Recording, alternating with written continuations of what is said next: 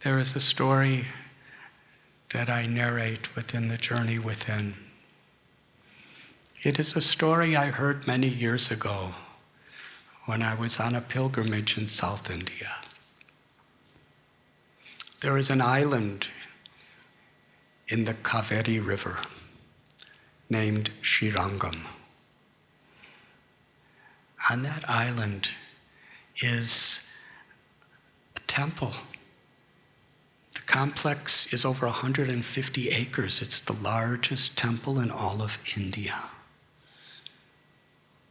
And millions of pilgrims go there every year, and they've been doing this for over 1,000 years. That temple was especially established through the education of bhakti by one of the great saints and scholars of motherland India's tradition. His name, Ramanujacharya. It's especially auspicious to discuss him tonight because this year marks his 1,000th birthday. Today, he's still, 1,000 years later, he has tens of millions of devoted followers in his sampradaya. His immediate successor was named Parashara. When Parashara was just a 5-year-old boy, an interesting event took place. In Srirangam, the champion debate master came to Srirangam for the purpose of challenging others. He was undefeated. In those days, over 900 years ago, India wasn't so concerned with cricket or soccer or any of these things. What to speak of computer engineering. The real sport was debate. And if you could defeat others in debate, you were truly a recognized hero, a celebrity, a champion. So this man was so good. Sometimes it is said that whenever he opened his mouth, Goddess Saraswati would appear to speak through his tongue. But he was so arrogant. He came into Srirangam, he was on a palanquin, beautifully decorated, and people were carrying it. And there were Brahmins chanting mantra in front of him, and there were bands playing different invocational music. And they were calling out that the world champion, great debater has come. There is no question he cannot answer. He's challenging everyone here. And most of the scholars ran away because they knew he would humiliate them. The little 5-year-old Parashara, he ran up to him. And he was looking up at the palanquin. This man was very dressed in elegance. He looked down. And Parashara said, "I have a question for you." He couldn't believe. He said, "I am scholar. I debate with scholars. You are but a child. Your mother's breast milk is still on your face. Get out from here." The little child said, if you are so learned, then why is it that you're thinking about the size of my body? You're supposed to know that we're all eternal souls. Why you're identifying with my body? I have a question for you.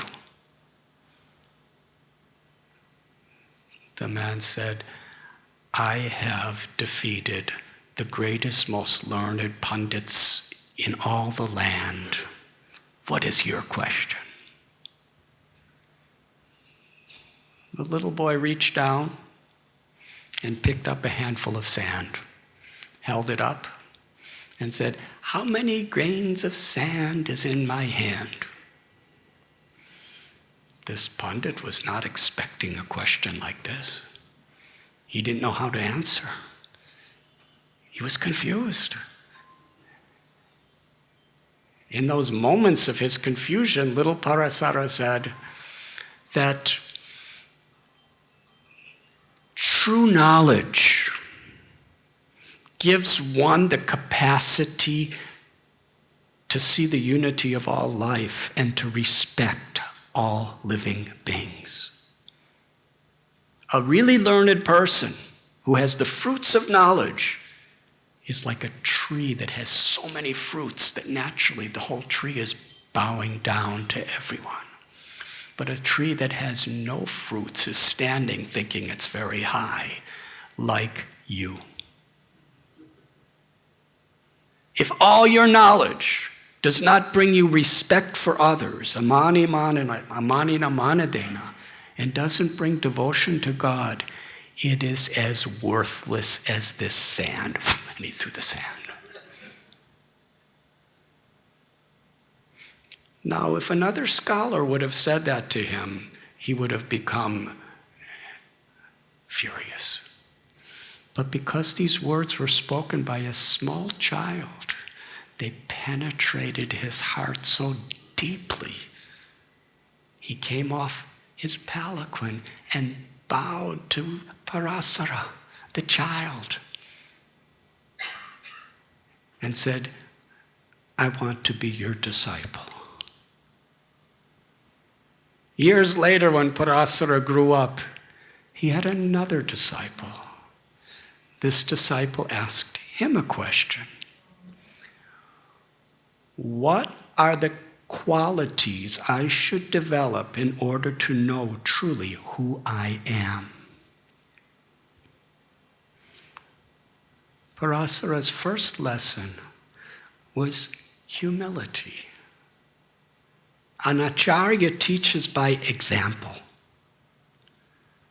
Parashara said, in order to answer this question appropriately, you need to be self-realized. I am not self-realized, but I can tell you who to go to. In the forest of Tirupati is a true saint named Anantacarya. Ask him this question. He can give you the perfect answer. Now, in those days, there were no trains or planes or cars, not even rickshaws. You had to walk where you wanted to go. This is about 950 years ago. Tirupati was 400 miles away. He walked those 400 miles. He had to cross so many rivers. He had to walk alone through jungles that were infested with tigers, poisonous snakes, leopards, panthers, and lots of mosquitoes. Then he had to climb 7 mountains. And finally, he came to the mountaintop retreat hermitage of Anantacarya. Anantacarya greeted him, gave him some prasad, gave him a simple little hut to sleep in. The next morning he asked, my guru, Parashara, he has sent me to you with this question that's burning in my heart. What are the qualities required to understand truly who I am?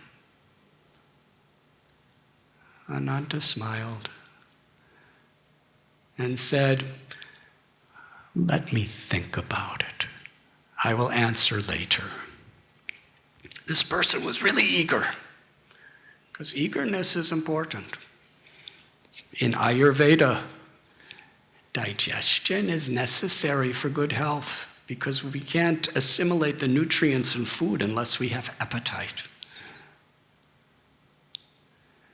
So similarly, we can't really assimilate knowledge unless we have a hunger to learn and to hear. So every day he was waiting for the answer. He was doing little services, menial seva. He was listening to classes, pravachan.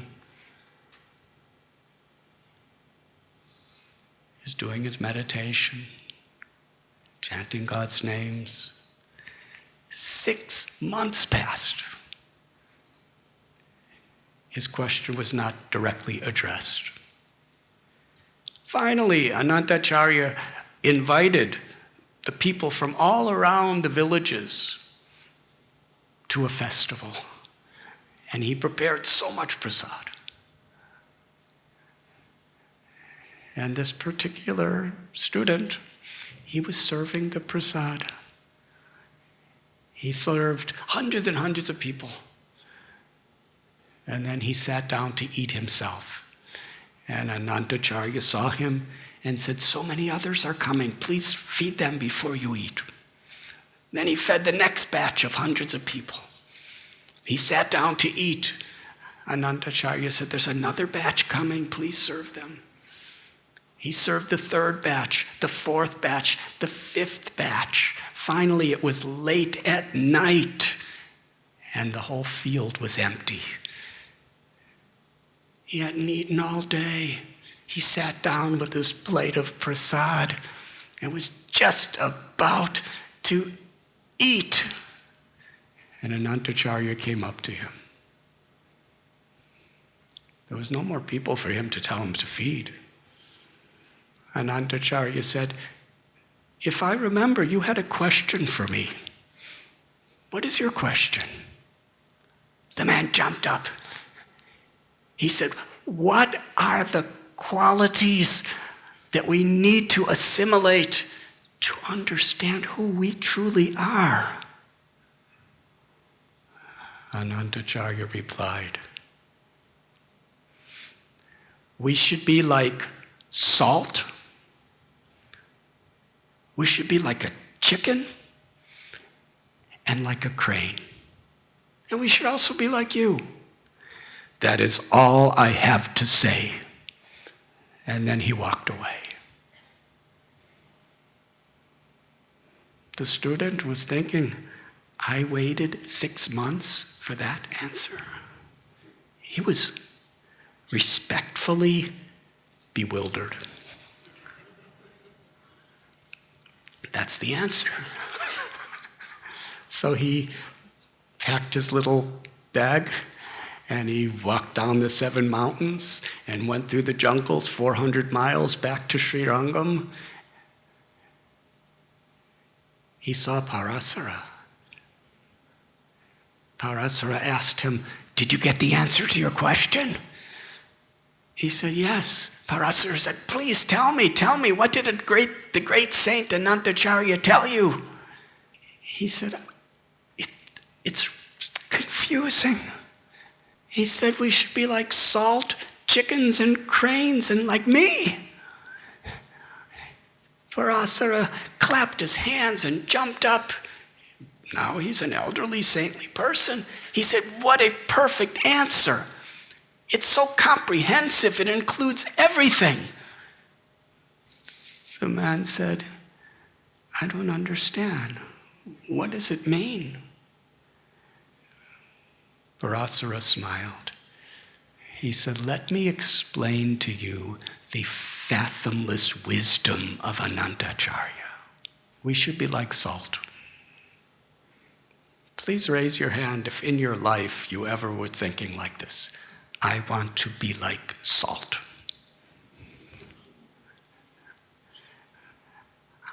Every day we experience salt. But how many lessons that are going to transform our life are we getting from that salt? If there's too much salt in a preparation or too little salt in a preparation, it's not satisfying. The salt has to be balanced, just the right amount. Similarly, if we want to truly understand who we are, we have to be balanced in our life. This is a primary teaching of Bhagavad Gita. Krishna tells those who are on this path do not eat too much and they do not eat too little. They do not sleep too much, they do not sleep too little.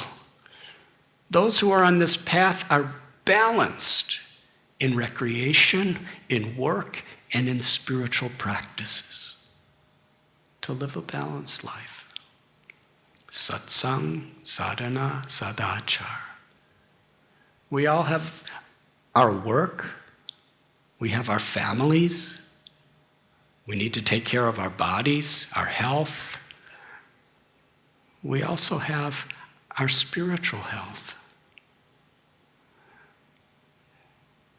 To balance all of them carefully so they're all integrated is the path of Dharma. When complicated problems come in our life, challenges, the Gita teaches us also to have a balanced approach. The tendency is to go to extremes. It's so easy to go to extremes because you don't have to think about it. You have to be thoughtful.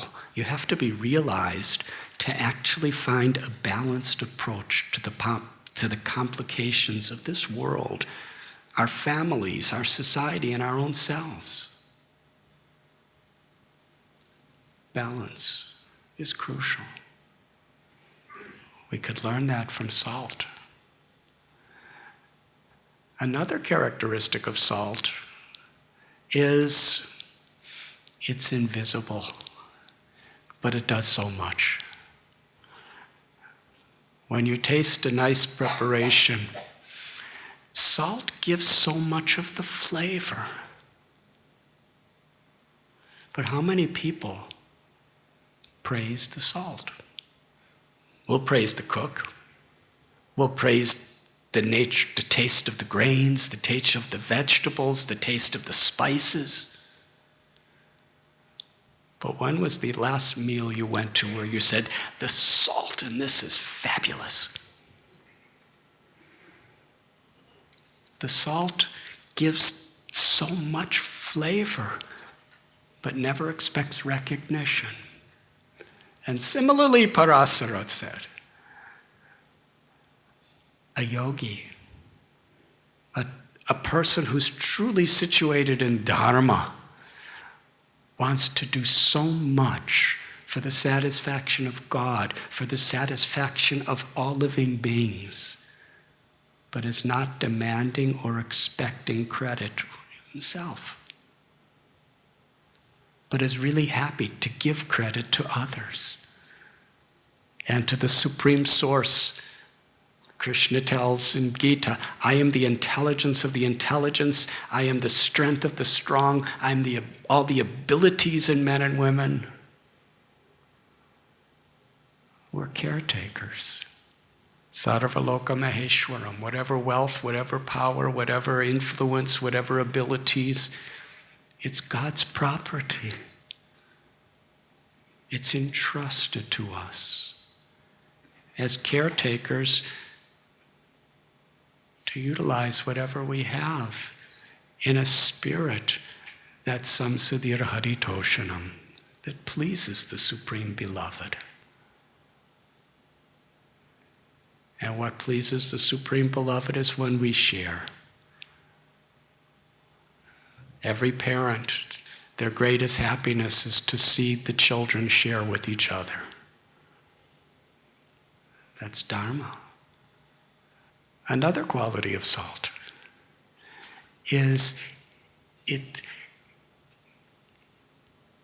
melts into the preparation. It merges and loses its own separate identity from the preparation. And in the same way, what is it that separates our hearts from each other? Our caste, our nationality, our educational level, our particular ideologies. It's ahankar. It's the ego. when we transcend, when we go beyond our ego, then like salt,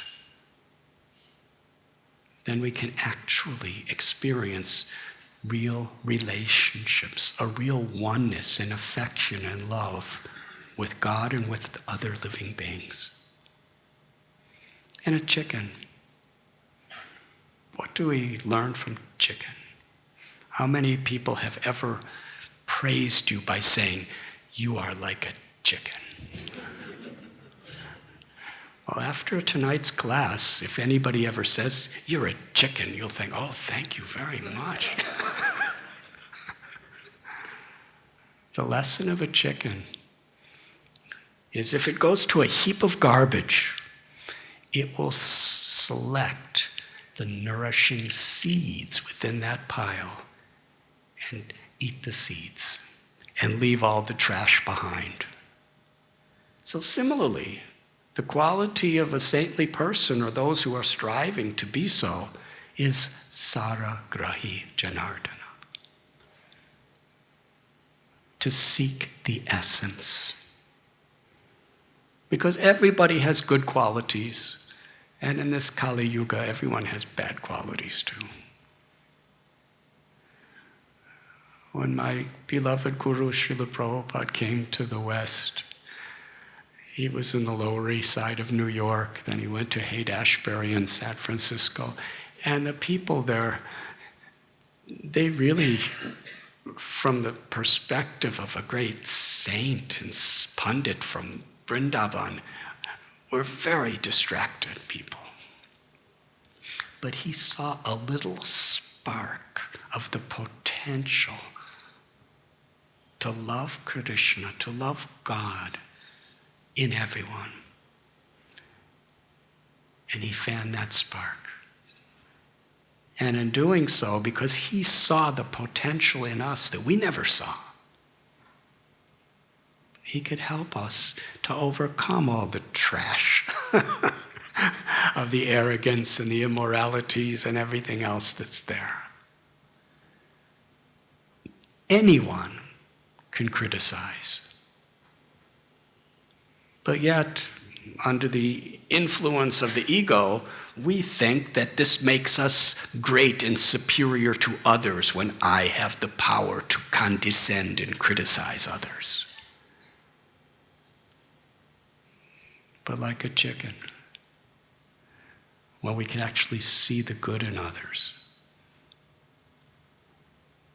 Srila Bhakti Siddhanta Saraswati Thakur, a great Vaishnava saint, he said, I see faults in others because I am honeycombed with faults in myself. Or, as it is commonly explained, when you point one finger to blame someone else, we should notice there's 3 fingers pointing toward me.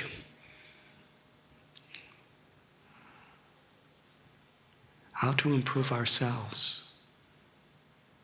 Of course, it's necessary sometimes to find faults in others to benefit them.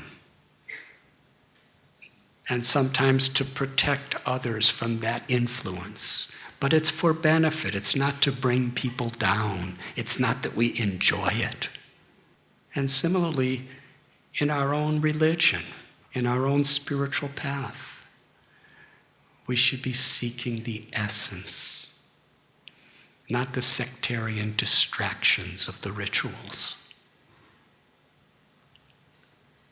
And as far as a crane is a bird that stands on one leg in a river or a stream of water and is looking down with this long pointed beak. And so many little fish are passing. And the crane is just watching this fish pass. Dozens of fish, hundreds of fish, thousands of little fish are passing, and he's just patiently watching. As soon as a big fish comes, he feasts on the big fish. Now, we don't eat fish. But the principle of this story is very important. our tendency is to be distracted by little things, to get an anxiety about little things, to get in quarrels and conflict with other people, even our loved ones, about little things. But you see, if you don't understand what the really big important things in life, and you're not looking for those, then the little fish seem like big fish. The tendency is to see pebbles as insurmountable as mountains. But if we're looking for the real mountain, then we see the pebbles for what they are and deal with them. So we're endlessly distracted in this world by little things, and we think they're so important. But through satsang, we understand what's really important in life. Who really am I? What is the goal? What is really going to make me happy? How am I going to really make others happy? Those are the big things. Then all the little things we quarrel about and we're frustrated about that are just like little fish passing by, let them pass. Deal with them, but don't get disturbed by them. And what's really important, that's what we should focus on. That is Sanatana Dharma. And Parashara said, and as far as you waited 6 months for this answer with enthusiasm and service. And then you served so many people during that feast day, and you put yourself after them. This is a quality that is necessary, the quality of seva, an enthusiasm, a patience, and an eagerness to serve. Because the heart is like a field, and true knowledge is like a seed. Unless the field of the heart is tilled and fertile through gratitude, through humility, through eagerness, then the seed of knowledge is not going to sprout and blossom into the flower of realization and direct experience. Parashara told his student, just see, what have we learned from Anantacarya? That the most precious lessons of life, if we just have an open heart, we could learn them from such common experiences as salt, as a chicken, as a crane, or through the behavior of others, which are daily experiences.